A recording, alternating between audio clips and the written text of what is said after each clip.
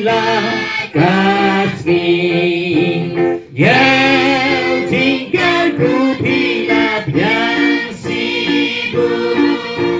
ni kan mau try ulang lesmu yang aku